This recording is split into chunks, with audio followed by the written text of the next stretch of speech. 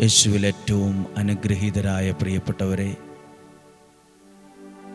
ദൈവത്തിൻ്റെ വലിയ സഹായവും കരുണയും നമ്മുടെ ഓരോരുത്തരുടെയും ജീവിതത്തിൻ്റെ കൂടെ ഉണ്ടായിരിക്കട്ടെ. ദൈവം നമ്മളെ ഓരോരുത്തരെയും സഹായിക്കുന്നുണ്ട്. ദൈവത്തിൻ്റെ ഒരു സ്നേഹവും കടാക്ഷവും വചനം കേൾക്കുന്ന, പ്രാർത്ഥിക്കുന്ന എൻ്റെയും നിങ്ങളുടെയും കൂടെയുണ്ട്. ദൈവത്തിൻ്റെ വലിയ കരുണ നമ്മുടെ കൂടെയുണ്ട്. ഇന്ന് നിങ്ങൾക്ക് വേണ്ടി പ്രാർത്ഥിക്കുന്നു. ഓപ്പറേഷൻ തിയേറ്ററിൽ ഓപ്പറേഷന് വിധേയമാകുന്ന ഒരാളെ ഡോക്ടർമാർ ചികിത്സ വളരെ ശ്രദ്ധയോടെ ഓപ്പറേഷൻ ചെയ്യും. എന്നിട്ട് അവരുടെ പ്രശ്നങ്ങളെ, ആ പ്രതിസന്ധി, ആ വയ്യായ്മയെ ഒക്കെ മാറ്റും ഓപ്പറേഷൻ ചെയ്ത്, ഇല്ലേ? ഇതുപോലെ ദൈവത്തിൻ്റെ വചനം വിശ്വാസത്തോടെ എടുക്കുമ്പോൾ ദൈവവും നമ്മളിൽ, നമ്മുടെ ജീവിതത്തിൽ, നമ്മുടെ കുടുംബത്തിൽ ഒരു ഓപ്പറേഷൻ ചെയ്യും. ചില പ്രവൃത്തികൾ ചെയ്യും, മാറ്റേണ്ടതിനെ മാറ്റും. ദൈവപ്രവൃത്തി, ദൈവത്തിൻ്റെ വചനം അസ്ഥിയിലും മാംസത്തിലും എല്ലാം തുളച്ചു കയറും എന്ന് പറയുന്നില്ലേ? അത് ദൈവം ചെയ്യുന്ന ചില ഓപ്പറേഷനുണ്ട്. നമ്മുടെ കുടുംബത്തിൽ, നമ്മുടെ വ്യക്തി ജീവിതത്തിൽ, നമ്മുടെ സ്വഭാവത്തിൽ, നമ്മുടെ അധ്വാനത്തിൽ ദൈവത്തിൻ്റെ ആ ഒരു പ്രവൃത്തി സംഭവിക്കട്ടെ. വചനം വിശ്വാസത്തോടെ ഏറ്റെടുക്കുമ്പോഴാണ് അനുഗ്രഹം യാഥാർത്ഥ്യമാകുന്നത്. വചനം വിശ്വാസത്തോടെ സ്വീകരിക്കുമ്പോഴാണ് ഒരാളിൽ സൗഖ്യം യാഥാർത്ഥ്യമാകുന്നത്. വചനം വിശ്വാസത്തോടെ സ്വീകരിക്കുമ്പോഴാണ് ആ ദൈവത്തിൽ നിന്നുള്ള നന്മകൾ എന്നിൽ യാഥാർത്ഥ്യമാകുന്നത്. ഇന്ന് വചനം കേൾക്കുമ്പോൾ ഈ ദിവസം എല്ലാ കാര്യവും നന്നായി ചെയ്യാനുള്ള കഴിവും ശക്തിയും ബലവും അനുഗ്രഹവും സംരക്ഷണവും വിവേകവും പരിശുദ്ധാത്മാവിൻ്റെ ദാനങ്ങളും തരണമേ എന്ന് പ്രാർത്ഥിക്കുക. നമുക്ക് ദൈവം അത് തരും. ഇന്ന് നിങ്ങൾക്ക് വേണ്ടി പ്രാർത്ഥിക്കുന്നു.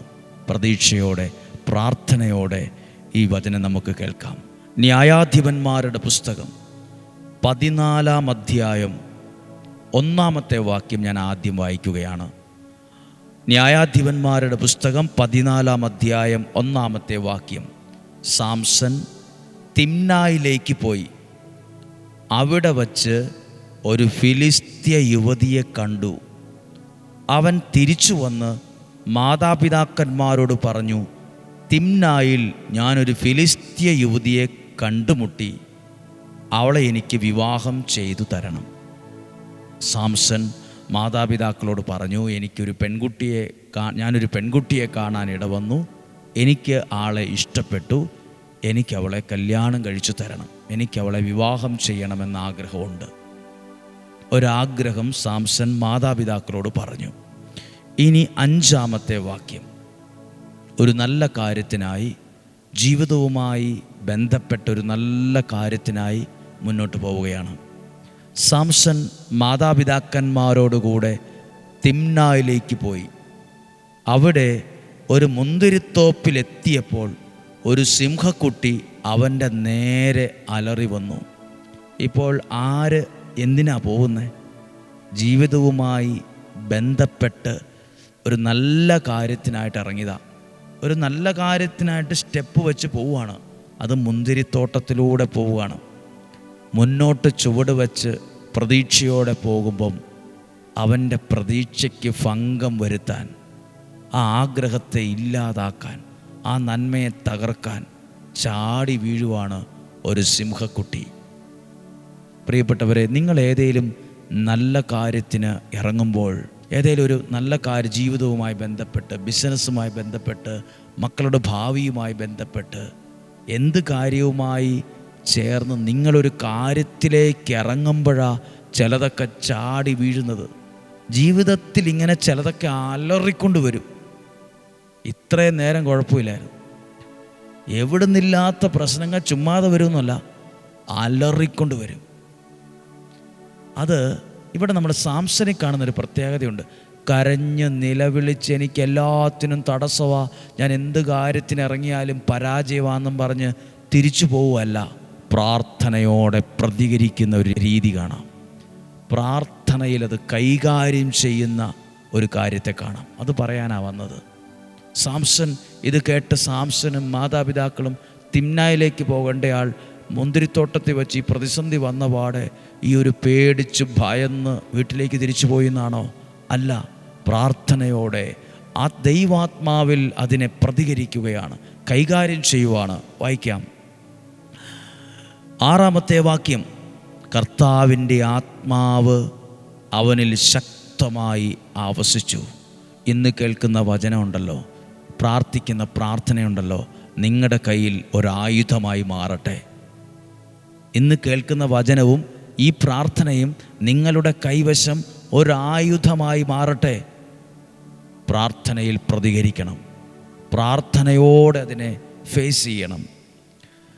ആയുധം കൂടാതെ ആട്ടിൻകുട്ടിയെ എന്ന പോലെ അവൻ സിംഹത്തെ ചീന്തിക്കളഞ്ഞു. ഇതെങ്ങനെ സംഭവിക്കും? അപ്പോൾ എത്ര നിസ്സാരമായിട്ടായിരിക്കും ഈ പ്രശ്നത്തെ പരിഹരിച്ചത്. നമ്മുടെ നേരെ ഒരു നായ കടിക്കാൻ വന്നാൽ പോലും നമ്മൾ അലറിപ്പോകും. ഒരു പൂച്ച ഉപദ്രവിക്കാൻ വന്നാൽ തന്നെ, വേണ്ട ഒരു കോഴി കൊത്താൻ വന്നാൽ തന്നെ നമ്മൾ കരഞ്ഞു പോകും, പേടിച്ചു പോകും.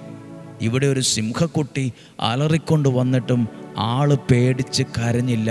നിങ്ങൾ എന്തെങ്കിലും ഒരു നല്ല കാര്യത്തിലേക്ക് ഇറങ്ങുമ്പോൾ തടസ്സമാണല്ലോ, പ്രശ്നമാണല്ലോ, പ്രതിസന്ധിയാണല്ലോ എന്ന് നിങ്ങൾ അറിയുമ്പോൾ അതിനെ പ്രാർത്ഥനയോടെ കൈകാര്യം ചെയ്യുക. അതിനെ ദൈവാത്മാവിൻ്റെ ഒരു നിയോഗത്തിൽ അതിനെ കൈകാര്യം ചെയ്യുക. പേടിച്ച് പിറകോട്ടോടിയ സാംസനെ കാണുന്നില്ല. മാതാപിതാക്കന്മാർ ഇത് അറിഞ്ഞുപോലും ഈ പ്രശ്നം പരിഹരിച്ചത്, തൊട്ടടുത്തുള്ള മാതാപിതാക്കന്മാർ ഇത് കണ്ടുപോലും ഒരു സിംഹത്തെ വലിച്ച് കീറി തൂറക്കളഞ്ഞു എന്ന്.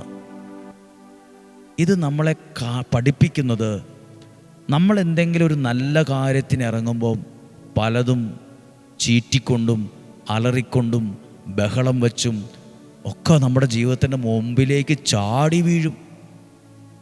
ഈ സിംഹക്കുട്ടി വന്നതുപോലെ പല മനുഷ്യരും സാഹചര്യങ്ങളും അന്തരീക്ഷവും അലറിക്കൊണ്ട് വരും. നമ്മൾ പറയും ഇത് വേണ്ട, ഇത് ശരിയാവില്ല, ഞാൻ പോവാണ്, തിരിച്ചു പോവാണ്. സാംസൺ അങ്ങനത്തെ ഒരു തീരുമാനം എടുക്കുന്നില്ല.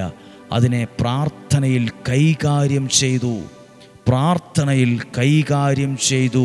8-ാമത്തെ വാക്യം വായിക്കുകയാണ്. അവൻ അവളെ ഇഷ്ടപ്പെട്ടു. കുറച്ചുനാൾ കഴിഞ്ഞ് അവളെ കൂട്ടിക്കൊണ്ടുപോകാൻ അവൻ വന്നു. വഴിമധ്യേ ആ സിംഹത്തിൻ്റെ ഉടൽ കാണാൻ അവൻ തിരിഞ്ഞു.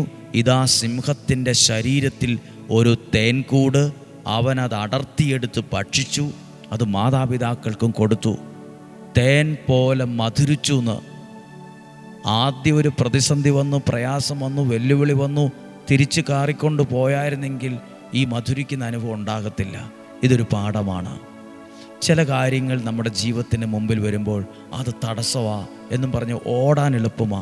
ചില തടസ്സങ്ങൾ അവിടെ വരും, അലറിക്കൊണ്ട് വരും, മുഖം കറുപ്പിച്ചുകൊണ്ട് വരും, ദേഷ്യത്തോടെ വരും, നമ്മളെ ഉപദ്രവിക്കാൻ കണക്ക് വരും, ജീവിക്കാൻ അനുവദിക്കാത്ത വിധത്തിൽ വരും. ചില ചുവടുകൾ പുറകോട്ട് വയ്ക്കേണ്ടതല്ല, ചില ചുവടുകൾ മുന്നോട്ട് തന്നെയാണ്. എന്തൊക്കെ പ്രതിസന്ധികൾ ഉണ്ടെങ്കിലും അതിനകത്ത് ദൈവത്തിൻ്റെ ഒരു പദ്ധതി കാണും, അതിനകത്ത് ദൈവത്തിൻ്റെ ഒരു ഹിതം കാണും, ദൈവത്തിൻ്റെ ഒരു ഇഷ്ടം കാണും. മുന്നോട്ട് തന്നെ. ഇതൊരു പാഠമാണ്. ആ സിംഹത്തിൻ്റെ ഉടലിൽ നിന്ന് പിന്നീട് കണ്ടത് ഒരു തേൻകൂടാണ്. നമുക്കറിയാം തേനൊന്നും അങ്ങനെ പെട്ടെന്ന് എടുക്കാൻ കഴിയില്ല, തേനീച്ച കുത്തും. ഇവിടെ സാംസനെ തേനീച്ച കുത്തിയെന്ന് എഴുതിയിട്ടില്ല. എങ്ങനെ ഈ തേനെടുത്തു? ഇതൊരു പാഠമാണ്. ഇന്ന് നമുക്കത് കയ്പായിട്ട് തോന്നും, ഇന്നത് വെല്ലുവിളിയായിട്ട് തോന്നും, ഇന്ന് ഒറ്റപ്പെടലായിട്ട് തോന്നും, ഇന്നാകെ ശ്വാസം മുട്ടുന്ന അനുഭവം തോന്നും. നാളെ ആ അനുഭവമായിരിക്കും അപ്പുറത്ത് നമുക്കത് തേൻ പോലെ മധുരിക്കുന്ന ഒന്നായി മാറാൻ ഇത് കാരണമാകും. നമ്മൾ അന്ന് കണ്ട ഒരവസ്ഥ കണ്ട് അന്ന് തീരുമാനമെടുത്തായിരുന്നെങ്കിൽ ചിലപ്പോൾ നമ്മൾ ഇന്ന് ദുഃഖിക്കേണ്ടി വരുമായിരുന്നു. പക്ഷെ ആ തീരുമാനം മുന്നോട്ട് തന്നെ പോയപ്പം പിന്നീട് അവിടെ നിന്നുണ്ടായ അനുഭവം തേൻ പോലെ മധുരിക്കുന്ന അനുഭവമാണ്. തേൻ പോലെ മധുരിച്ച അനുഭവമാണ്. സാംസൺ ഒറ്റയ്ക്ക് അനുഭവിച്ചു എന്നാണോ? സാംസൻ്റെ മാതാപിതാക്കൾക്കും കൊടുത്തു. അവനോട് ചേർന്ന് നിൽക്കുന്നവർക്കൊക്കെയും അതൊരു തേൻ പോലെ മധുരിക്കുന്ന അനുഭവമായി മാറി. നിങ്ങൾ എന്തെങ്കിലുമൊക്കെ കാര്യത്തിന് തീരുമാനമെടുത്തുകൊണ്ടാണോ ഇരിക്കുന്നത്? അതിൽ പ്രയാസങ്ങളും പ്രതിസന്ധികളും വെല്ലുവിളികളും അലറിക്കൊണ്ടുള്ള പ്രതിസന്ധികളും ഉണ്ടോ? പുറകോട്ട് പോയേക്കല്ലേ. പുറകോട്ട് പോകാനല്ല, ചിലതൊക്കെ ദൈവത്തിൻ്റെ കരം പിടിച്ച് മുന്നോട്ട് പോക്കോണം. ചിലതൊക്കെ ദൈവത്തിൻ്റെ കരം പിടിച്ച് പ്രാർത്ഥനയോടെ മുന്നോട്ട് പോക്കോണം. ഡെയിലി ബ്ലെസ്സിങ്ങിൽ കേൾക്കുന്ന വചനവും പ്രാർത്ഥനയും ആയുധമായി കയ്യിലെടുത്തോ. ഈ കേൾക്കുന്ന വചനവും പ്രാർത്ഥനയും കേവലം ഒരു ശബ്ദമായിട്ടല്ല, ഇതൊരു ആയുധമായി കയ്യിലെടുക്കുക. വിശ്വാസത്തോടെ ഇരിക്കുക. ഞങ്ങൾ നിങ്ങൾക്ക് വേണ്ടി പ്രാർത്ഥിക്കുന്നു. പ്രിയപ്പെട്ടവരെ, ഒരു കുഞ്ഞു കാര്യം അറിയിക്കുകയാണ്. ഇന്നലെ അറിയിച്ചു. ഇന്നു മുതൽ ഇന്ന് വൈകുന്നേരം 7 മണിക്ക് 5 മിനിറ്റ് അല്ലെങ്കിൽ 8 മിനിറ്റ് കുട്ടികളുടെ പരീക്ഷ തീരുന്നതുവരെ, കേരളത്തിൻ്റെ അന്തരീക്ഷത്തിലാണിത് പറയുന്നത്. മറ്റ് സംസ്ഥാനങ്ങളിൽ, രാജ്യങ്ങളിൽ എപ്പോഴാണ് പരീക്ഷയെന്ന് ഞങ്ങൾക്കറിയത്തില്ല. എങ്കിലും ഞങ്ങളുടെ ഈ അന്തരീക്ഷത്തിൽ, കേരളത്തിൻ്റെ അന്തരീക്ഷത്തിൽ കുട്ടികളുടെ പരീക്ഷ 5 മുതൽ +1, +2, SSLC ഒക്കെ ആരംഭിക്കുവാണ്. അപ്പോൾ പ്രിയപ്പെട്ട സോജനച്ചൻ്റെ നേതൃത്വത്തിൽ ഒരു പ്രാർത്ഥന, അനുഗ്രഹ റിട്രീറ്റ് സെൻറ്റർ എന്ന യൂട്യൂബ് ചാനലിൽ ഈ മാസം കഴിയുന്നതുവരെ, പിള്ളേരുടെ പരീക്ഷ ഈ മാസം അവസാനം വരെയുണ്ട്. അപ്പോൾ ഒരു നേരത്തെ ഭക്ഷണമൊക്കെ ഉപേക്ഷിച്ച് ഒരു ചെറിയ ത്യാഗത്തോടെ പ്രാർത്ഥിക്കാൻ ആരംഭിക്കുകയാണ്. ഇന്ത്യൻ സമയം വൈകുന്നേരം 7 മണിക്കാണ് പ്രാർത്ഥിക്കുന്നത്. അതിൽ വിശുദ്ധ യൂദാശ്ലീഹായുടെ മാധ്യസ്ഥതയിൽ ഒരു നൊവേന പ്രാർത്ഥന ചൊല്ലി, പരിശുദ്ധാത്മാവിനോട് പ്രാർത്ഥന ചൊല്ലി ഒരു ആശീർവാദം നൽകി അവസാനിപ്പിക്കും. ഏറ്റവും കൂടുതൽ പോയാൽ 8 മിനിറ്റ്. കുഞ്ഞുങ്ങൾ നിങ്ങളുടെ പ്രിയപ്പെട്ടവരോട്, മക്കളോട് ഒക്കെ പറയണം, പ്രാർത്ഥിക്കണം. നമ്മുടെ കർത്താവ് ഈശോ മിശിഹായുടെ കൃപയും പിതാവായ ദൈവത്തിൻ്റെ സ്നേഹവും പരിശുദ്ധാത്മാവിൻ്റെ സഹവാസവും നിങ്ങളോട് കൂടെ ഉണ്ടായിരിക്കട്ടെ. നിങ്ങളുടെ ഭവനത്തിൽ, കുടുംബത്തിൽ, യാത്രകളിൽ, തീരുമാനങ്ങളിൽ എല്ലാം ഉണ്ടായിരിക്കട്ടെ. കർത്താവ് ഇന്ന് ഞങ്ങൾക്ക് എല്ലാ കാര്യവും ഭംഗിയായി ചെയ്യാൻ വേണ്ട കഴിവും ശക്തിയും ആരോഗ്യവും ആയുസ്സും നൽകി ഞങ്ങളെ അനുഗ്രഹിക്കണമേ. ഇന്നും ജീവിക്കുന്ന യേശുവിൻ നാമത്തിൽ ഏൽപ്പിച്ച് പ്രാർത്ഥിക്കും. രോഗങ്ങളിൽ നിന്നും, അപകടങ്ങളിൽ നിന്നും, ദുർമരണത്തിൽ നിന്നും, മൂപ്പെത്താത്ത മരണത്തിൽ നിന്നും, ചതികളിൽ നിന്നും, വഞ്ചനയിൽ നിന്നും, നിരാശയിൽ നിന്നും, കുറ്റബോധത്തിൽ നിന്നും ഞങ്ങളെ സംരക്ഷിക്കണമേ. ഒരു ദോഷവും വരികയില്ല, ഒരു തിന്മയും വരില്ല, ഒരനർത്ഥവും ഞങ്ങളുടെ കൂടാരത്തെ തൊടുക പോലുമില്ല. എൻ്റെ ദൈവത്തിൽ ഞങ്ങളത് വിശ്വസിക്കുന്നു. ഇന്നും ജീവിക്കുന്ന യേശുവിൻ നാമത്തിൽ നിങ്ങളെ അനുഗ്രഹിച്ച് പ്രാർത്ഥിക്കുന്നു, ഇപ്പോഴും എപ്പോഴും എന്നേക്കും. ആമേൻ. ദൈവം അനുഗ്രഹിക്കട്ടെ. നല്ലൊരു ദിവസം ആശംസിക്കുന്നു. നല്ലൊരു സമയമായിരിക്കട്ടെ. സാധ്യമായ എല്ലാവർക്കും അയച്ചു കൊടുക്കണം. നാളെ വ്യാഴാഴ്ച ദിവസം ഒരുമിച്ച് കാണുന്നതുവരെ സ്വർഗത്തിലെ വലിയവനായ ദൈവം എന്നെയും നിങ്ങളെയും സൂക്ഷിക്കട്ടെ. ആമേൻ.